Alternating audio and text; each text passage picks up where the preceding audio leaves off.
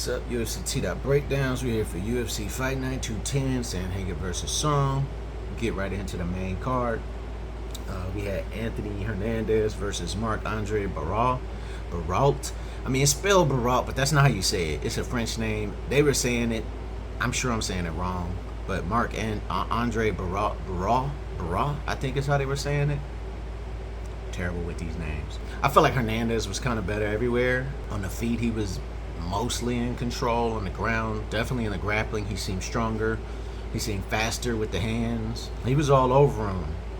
On the feet, on the ground. I think Baralt injured one of his ribs. I mean, literally, he got choked. He got choked to sleep and was holding his rib. He wasn't like, I'm dizzy or where am I at. He was like, my rib. So I think one of his ribs was broken, maybe. He said his rib was broken, but who knows. At some point, Hernandez literally asked his corner, like, pull my thumb back in. So I think he dislocated his thumb during that match.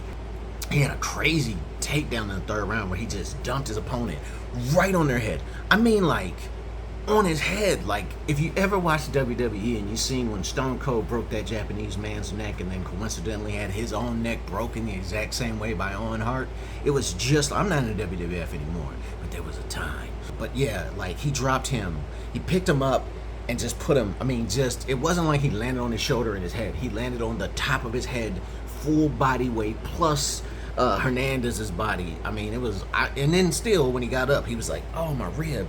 So, tells you how much his ribs was hurting. Yeah, after that big takedown, he ended up getting up with an arm triangle.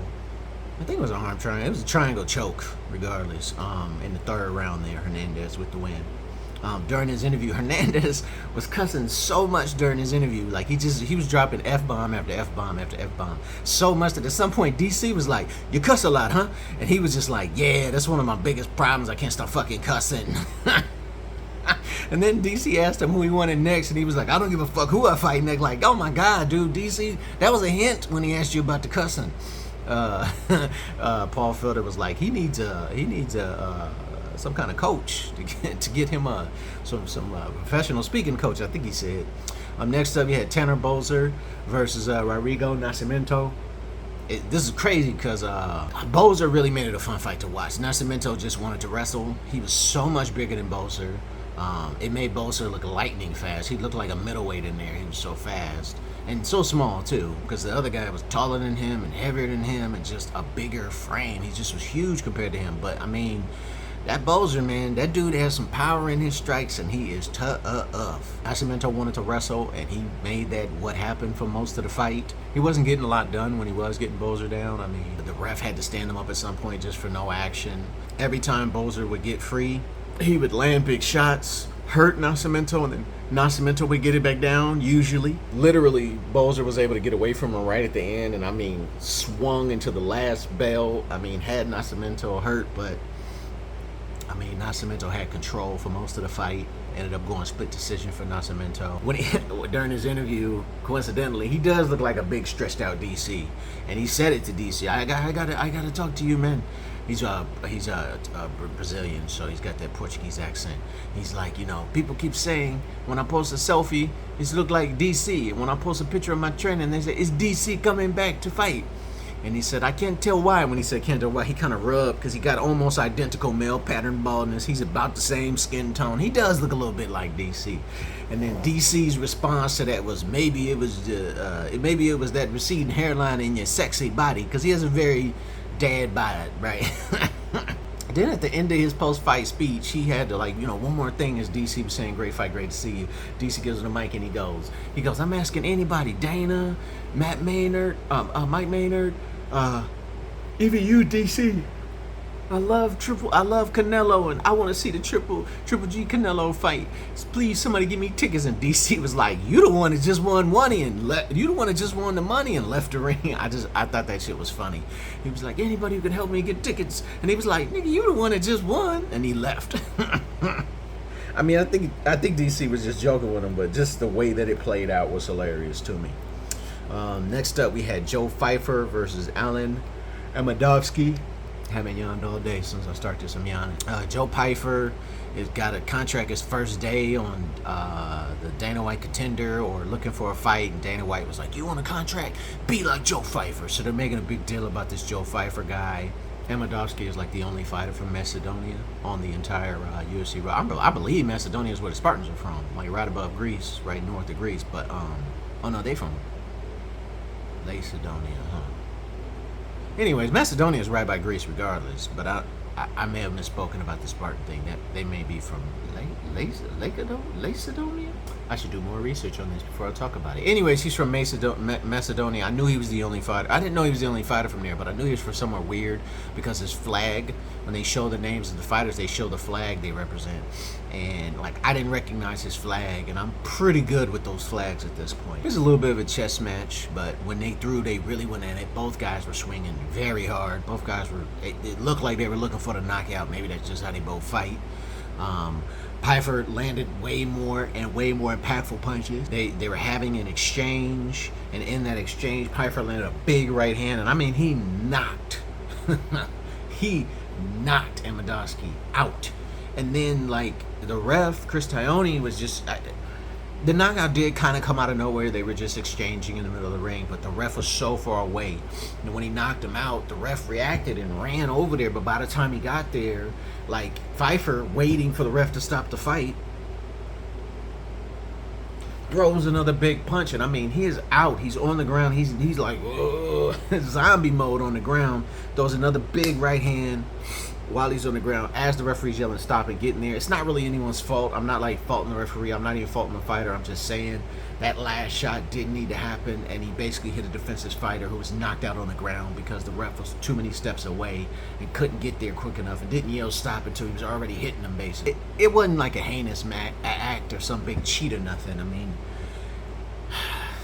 the ref should have yelled stop before he ran over there since he was so far away. But it is what it is. 5-1 by TKO in the round one.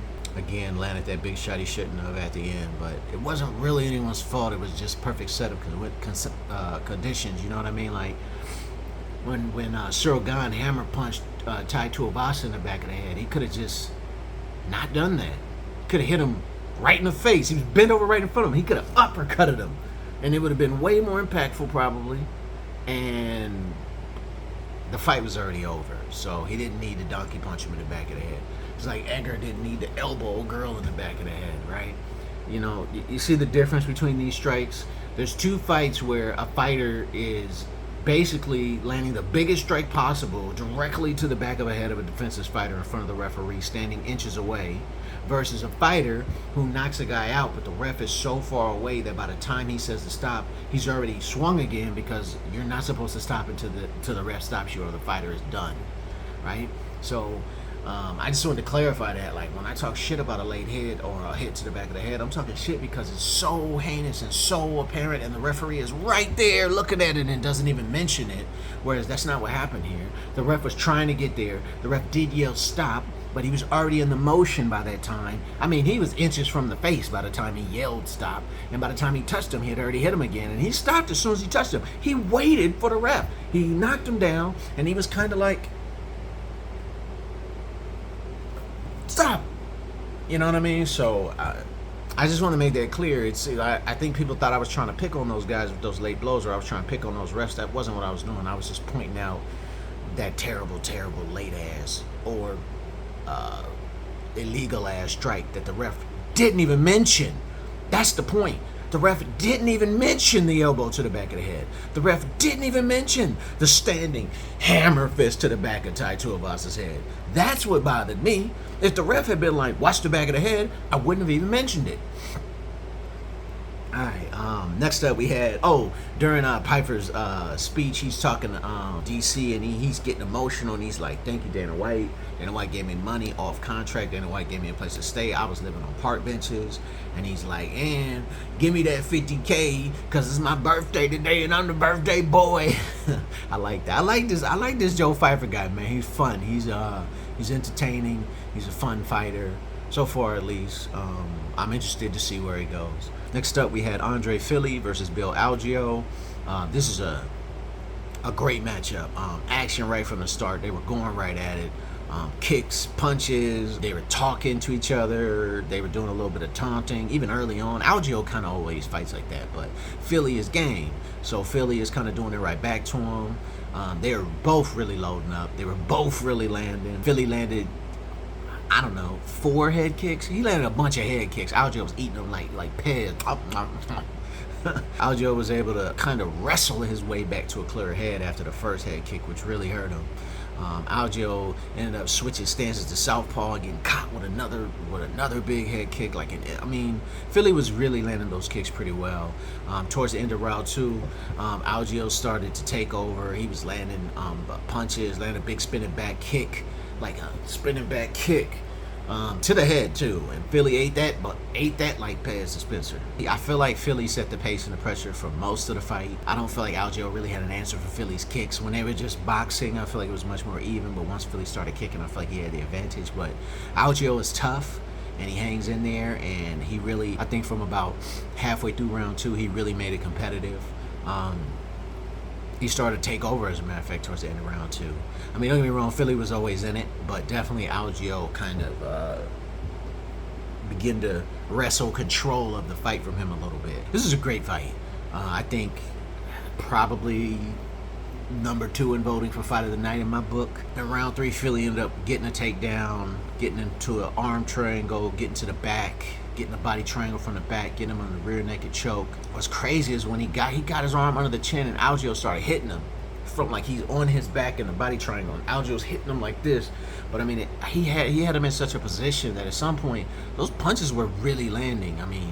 Philly was a mask of blood. I don't know how much was his blood, how much was Algio's blood, but he was landing. He landed 40 or 50, almost 50 clean shots from that position, like significant strikes, which is crazy.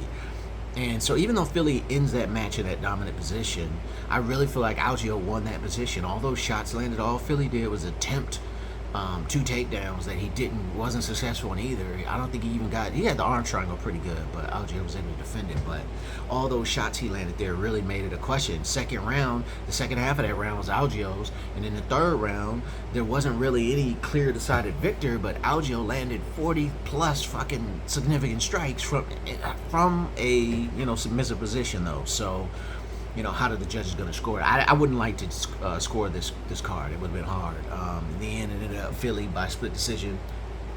I don't disagree. We had they showed Joe Rogan was in the audience with Tony Hinchcliffe.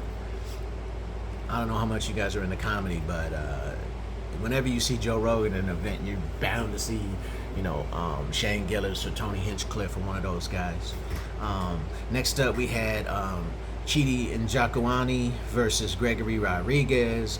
We all know Chidi got that power. And here's something about Chidi I don't know if I noticed or commented on before, but his voice, man. They showed the pre-fight interview, man. He started talking. I was like his voice reverberated through my chest. He was like, "Yes, I plan on going out there." I'm like, nigga, why aren't you doing the Decepticons voice on Transformers with that voice? I was like, is Idris Elba from America all of a sudden? His voice is so deep, it was reverberating through my chest, right? My bones felt it when he talked. He was like, "I'm Chidi," and I was like, "What do you need me to do, Chidi? Because I feel like I'm compelled to follow you. My bones are vibrating to the same frequency as your voice." What's funny too is as soon as the fight started, DC was like, "I know one thing, Chidi got a career in voice acting after this. That voice is nice. He has a great voice."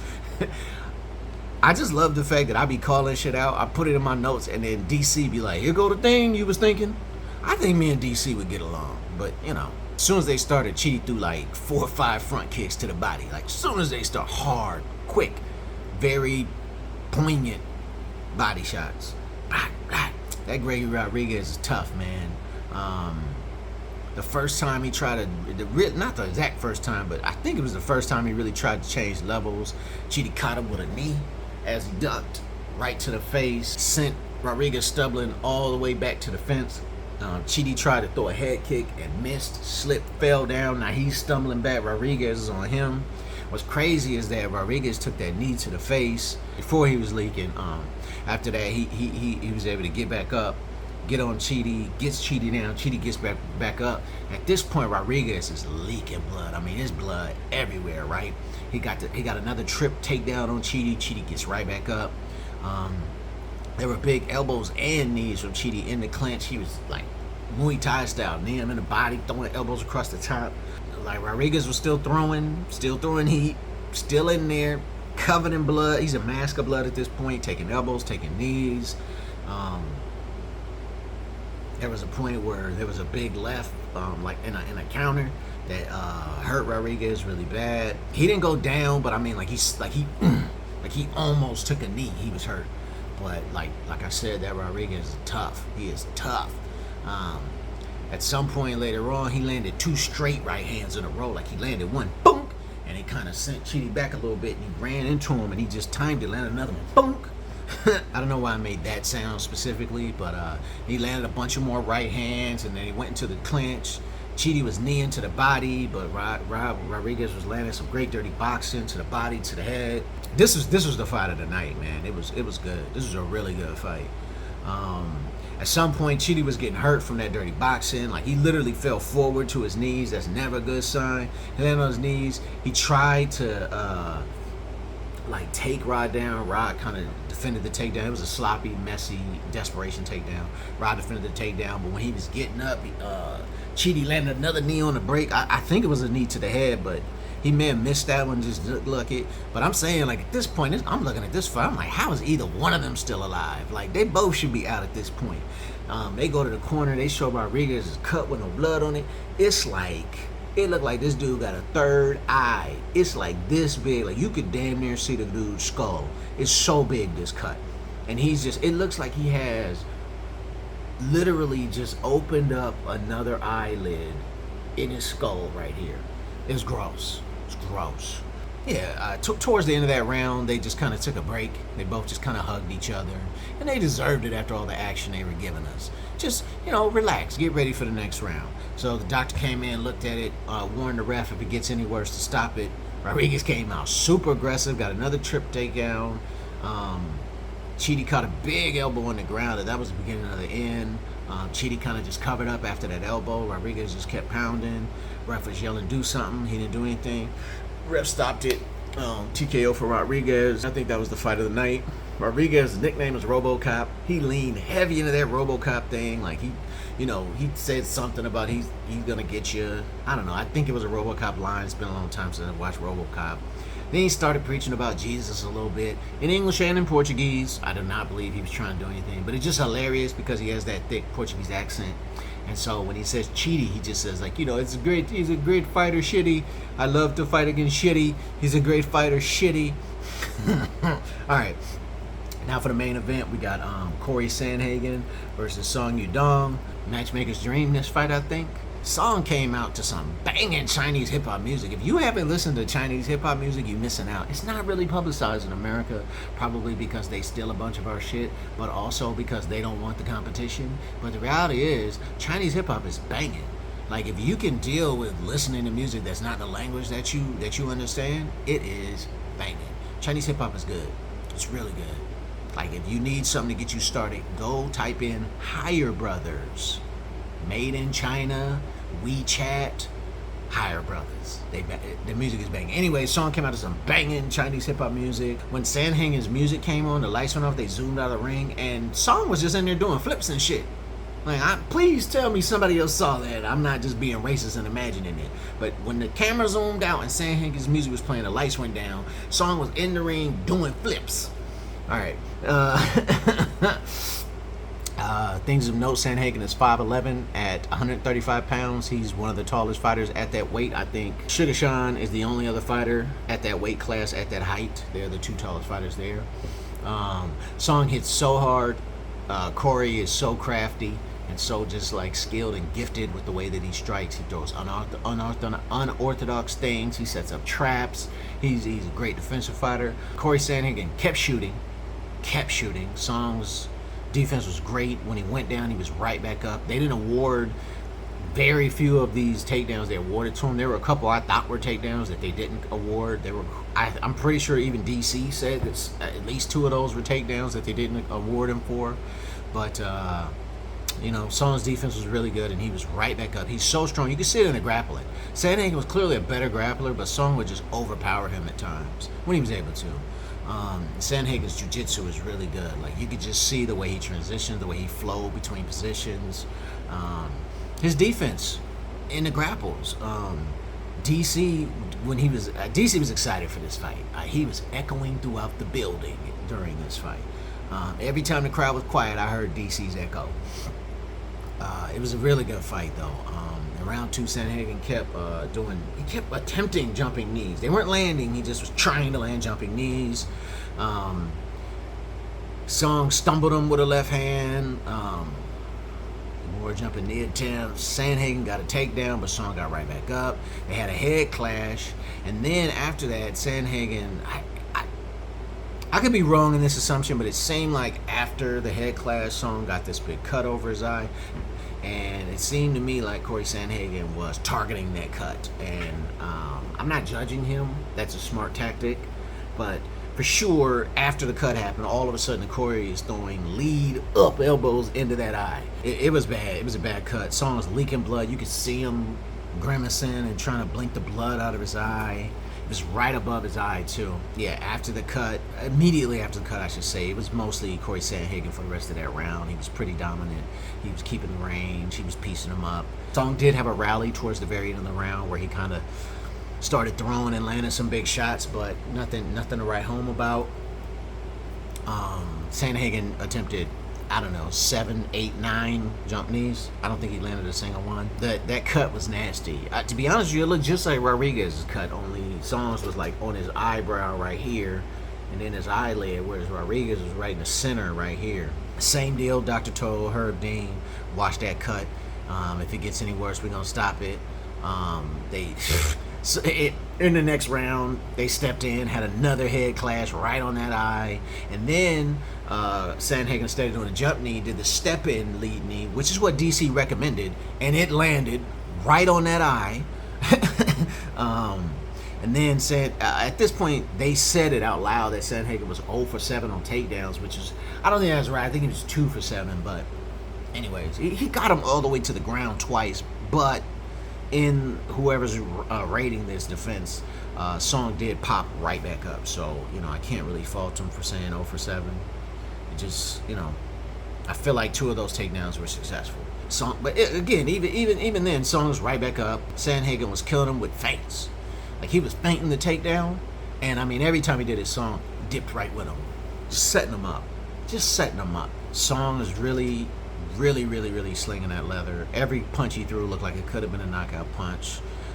Corey's feinting, setting up traps. Song was falling for him, but he was able to just tough through him and keep throwing. Towards the end, Song had a nice trip takedown, but once they got on the ground, now they're rubbing heads together. The cut starts leaking again. They're on the ground at the end of round 4. Herb Dean warned Sandhagen, like, do not put those fingers in that cut. And Sandhagen, you can hear him from the bottom, like, I know. The doctor came in again between rounds. The cut, of course, was worse after all that rubbing on the ground from the grappling. And the doctor was like, I'm not liking this. Stop the fight. Sandhagen by TKO between rounds 3 and 4. It was a good fight while it lasted. To be honest with you, I think Rodriguez's cut was worse, but Song's where it was, the positioning of it. Like, with Rodriguez's, it was a nasty deep gash, but with Song's, like, I'm pretty sure I saw, like, the bottom, like his skull, like, because of where it was positioned. Greg's was on his eyebrow, so it wasn't so pronounced that it wasn't leaking directly into his eye, whereas Song's was here. It was I don't know if it was bigger, but it definitely looked wider. Like with Song's, I could see something flat at the bottom of his cut. With Rodriguez, I could just see it was deep into his brow. I think that's about it for the main card. Thanks for watching. Like, subscribe, follow, hit the notification bell if you are a glutton for pain, I guess. And yeah, I love you if you're still at this point. Bye.